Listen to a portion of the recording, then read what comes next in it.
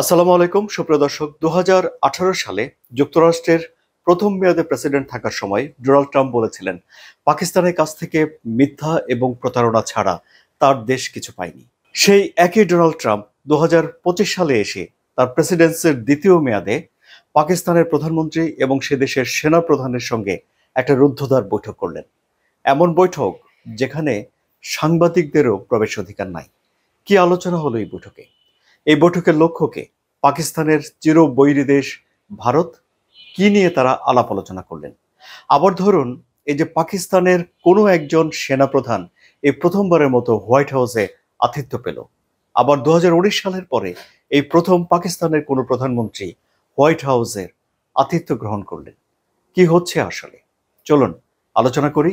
আমি আরওয়ার সাদি আপনাদের সঙ্গে আছি। সুপ্রিয় দর্শক, পাকিস্তানের সঙ্গে যুক্তরাষ্ট্রের যে সম্পর্ক তৈরি হয়েছিল বা আছে, সেটি মূলত নিরাপত্তা বিষয়কে সামনে রেখে।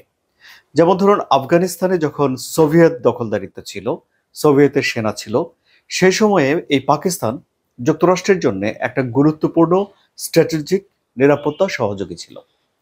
এরপরে যখন 9/11 এলো এবং যুক্তরাষ্ট্রের টুইন টাওয়ারে হামলা করা হলো, তারপর যুক্তরাষ্ট্র বিশ্বজুড়ে একটা সন্ত্রাস বিরোধী যুদ্ধ ঘোষণা করে। তখন মিস্টার বুশ ঘোষণা করেছিলেন যে হয় আমেরিকার পক্ষে সন্ত্রাসের বিপক্ষে থাকতে হবে, না হয় সন্ত্রাসের পক্ষে থাকতে হবে কোনো একটি দেশকে।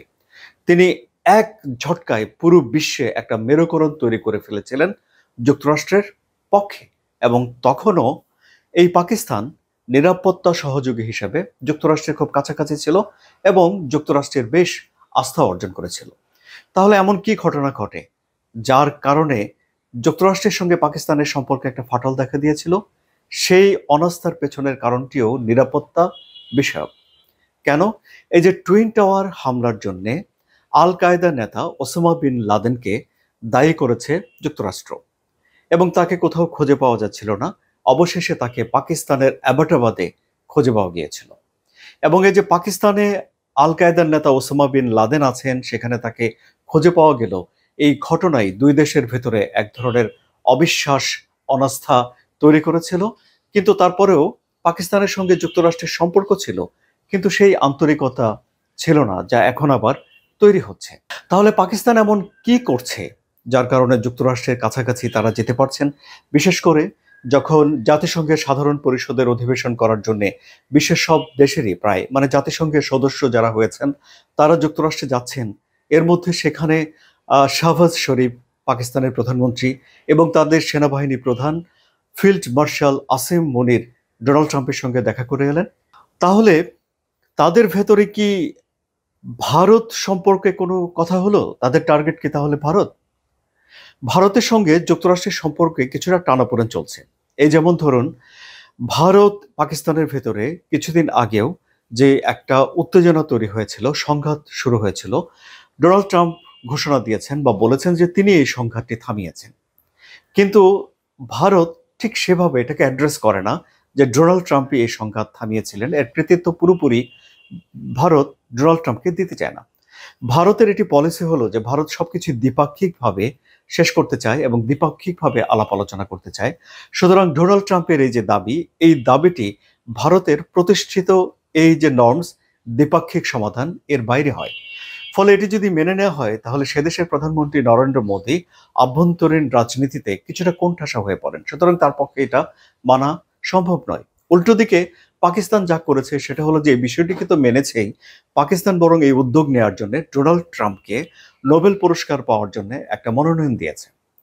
তাহলে এই বিষয়টি কি ভারতের সাথে টানাপোড়েনই কি? আবার ধরুন, ভারতের সঙ্গে আরেকটা দূরত্ব তৈরি হয়েছে রাশিয়া ইউক্রেন যুদ্ধকে কেন্দ্র করে। রাশিয়া ভারতের কাছে প্রচুর তেল বিক্রি করেছে এবং ভারত এক বছরে যে পরিমাণ তেল আমদানি করে তার 35% রাশিয়ার কাছ থেকে আমদানি করেছে। ভারত বলছে যে তারা ডিসকাউন্ট পেয়ে এই তেল আমদানি করে, কিন্তু যুক্তরাষ্ট্র বলেছে যে এই তেল বিক্রি করে টাকা দিয়ে রাশিয়া যুদ্ধ করছে এবং ইউক্রেনে এই যে এত লোক মারা যাচ্ছে এই ব্যাপারে ভারত কোনো ভ্রুক্ষেপ করছে না, পাত্তাই দিচ্ছে না, এসব সমালোচনা করেছে। শুধু সমালোচনা নয়, বরং ভারতের উপরে 25% অতিরিক্ত শুল্ক আরোপ করে দিয়েছে। ফলে ভারতের কিছু কিছু পণ্য যুক্তরাষ্ট্রের বাজারে যেতে হলে 50% শুল্ক দিয়ে যেতে হচ্ছে, যেখানে পাকিস্তানের উপরে যুক্তরাষ্ট্র মাত্র 19% শুল্ক আরোপ করেছে, যেটি এই দক্ষিণ এশিয়ার দেশগুলোর জন্য সবচেয়ে কম। এখন যুক্তরাষ্ট্রের কর্মকর্তারা পরিষ্কার করে বলে দিচ্ছেন যে এই যে পাকিস্তানের সঙ্গে তাদের যে সম্পর্ক উন্নয়ন হচ্ছে বা বৈঠক হচ্ছে, এর লক্ষ্য আসলে ভারত নয়। তারা বরং ভারতকে টার্গেট করে এসব কাজগুলো করছে না। যদিও ভারতের সঙ্গে চীনের যে সম্পর্ক, সেই সম্পর্ক আবারও ভালো হতে শুরু করেছে, কিন্তু তারপরেও ভারত পাকিস্তান এই সংঘাতকে জিইয়ে রাখা বা এই সংঘাতকে সামনে রেখে পাকিস্তানের সঙ্গে ভারতকে দূরে ঠেলে দিয়ে যুক্তরাষ্ট্র যে সম্পর্ক বিনির্মাণ করছে, এ বিষয়টি নয় বলেই যুক্তরাষ্ট্রের বিভিন্ন কর্মকর্তারা জানাচ্ছেন। তাহলে এমন কি জাদু পাকিস্তানের হাতে রয়েছে যে জাদু দিয়ে পাকিস্তান অনাস্থার সম্পর্ককে আস্থার সম্পর্কে রূপান্তরিত করে ফেলেছে? এবং এই ঘটনাটি ঘটেছে গত মাসে। পাকিস্তান এবং যুক্তরাষ্ট্রের ভেতরে একটা উচ্চ পর্যায়ের চুক্তি সই হয়েছে। কি বিষয়ে চুক্তি? চুক্তি হলো যে বিরল খনিজ পদার্থ নিয়ে একটা চুক্তি, রেয়ার মিনারেল আর্থ। যদিও এটার নাম হলো বিরল খনিজ পদার্থ, কিন্তু যেসব খনিজ পদার্থের জন্য এই চুক্তি হয়েছে সেগুলো আসলে একেবারে পৃথিবীতে বিরল নয়। যুক্তরাষ্ট্রের ভূতাত্ত্বিক জরিপ অনুযায়ী অন্তত বিশ্বের 15টি দেশে এই ধরনের খনিজ রয়েছে, এবং এই খনিজগুলো বিভিন্ন জায়গাতে ছড়িয়ে ছিটিয়ে রয়েছে। ফলে তা উত্তোলন করা, সংগ্রহ করা একটু ব্যয়বহুল। ফলে বিভিন্ন জায়গা থেকে বেছে বেছে এই খনিজগুলো যুক্তরাষ্ট্রকে সংগ্রহ করতে হচ্ছে।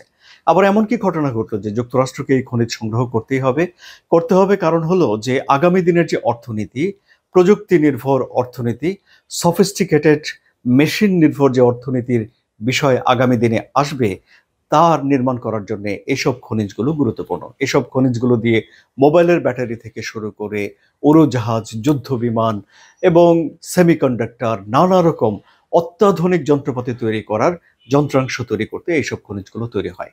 চীন এরই মধ্যে বিশ্বের যত এই রেয়ার আর্থ আছে তার 75% নিজের কক্ষিগত করে রেখেছে।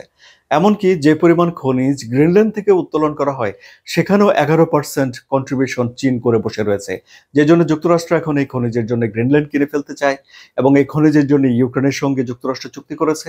এই খনিজের জন্য যুক্তরাষ্ট্র এসে পাকিস্তানের সঙ্গেও একটা চুক্তি করেছে। এখন পাকিস্তানের সঙ্গে যে চুক্তি করা হয়েছে সেই চুক্তির ধাপ হবে তিনটি। একটি হলো যে খনিজ যেগুলো সহজলভ্য আছে সেই খনিজ সংগ্রহ করা, দ্বিতীয়ত হলো পাকিস্তানে একটা খনিজ পরিশোধনাগার তৈরি করা, তৃতীয়ত হলো যে নতুন নতুন জায়গায় এই খনিজগুলো আছে কিনা সেগুলো খুঁজে বের করা এবং সেগুলোকে ব্যবহার উপযোগী করে তোলা। সুতরাং এখন পাকিস্তানের জন্য এই যে খনিজ রপ্তানি করা যুক্তরাষ্ট্রের সঙ্গে এই চুক্তিটি অত্যন্ত গুরুত্বপূর্ণ, কারণ পাকিস্তানের বৈদেশিক ঋণের পরিমাণ রয়েছে যে 13,000 কোটি ডলার, কিন্তু আবার পাকিস্তান এই যে লাখ হাজার কোটি ডলারের এই খনিজ রপ্তানি করতে পারবে, বিক্রি করতে পারবে, যদি তারা যে চুক্তি করেছে সেই চুক্তি যদি তারা সাকসেসফুল করতে পারে। এবং পাকিস্তান থেকে জ্বালানি তেল সংগ্রহ করা, এগুলোর বিষয়েও যুক্তরাষ্ট্রের সঙ্গে একটা চুক্তি হয়েছে। ফলে এই চুক্তির মধ্য দিয়ে যেহেতু ডোনাল্ড ট্রাম্পের এখন রেয়ার আর্থ মিনারেলস দরকার, এবং পাকিস্তান একটা সক্ষমতা যুক্তরাষ্ট্রের সামনে তুলে ধরতে পেরেছে যে তাদের কাছে এই বিষয়গুলো রয়েছে, সুতরাং পাকিস্তানের সঙ্গে এখন যুক্তরাষ্ট্রের একটা ভালো চুক্তি হয়েছে এবং একটা সমঝোতা তৈরি হয়েছে, এবং এই সমঝোতাকে সঙ্গে রেখে যুক্তরাষ্ট্র পাকিস্তানের সঙ্গে সম্পর্ক নিবিড় করছে। কিন্তু পাকিস্তানের সঙ্গে নিবিড় করলেও পাকিস্তান যে তাদের ক্ষেপণাস্ত্র তৈরি করছে, দূরপাল্লার ক্ষেপণাস্ত্র, সে বিষয়টি আবার যুক্তরাষ্ট্র মাথায় রেখেছে, এবং এই ক্ষেপণাস্ত্র তৈরি করার প্রতিষ্ঠানের উপর যুক্তরাষ্ট্র নিষেধাজ্ঞা দিয়েছে। যুক্তরাষ্ট্র চায় না যে এই ধরনের ক্ষেপণাস্ত্রগুলো তৈরি করুক।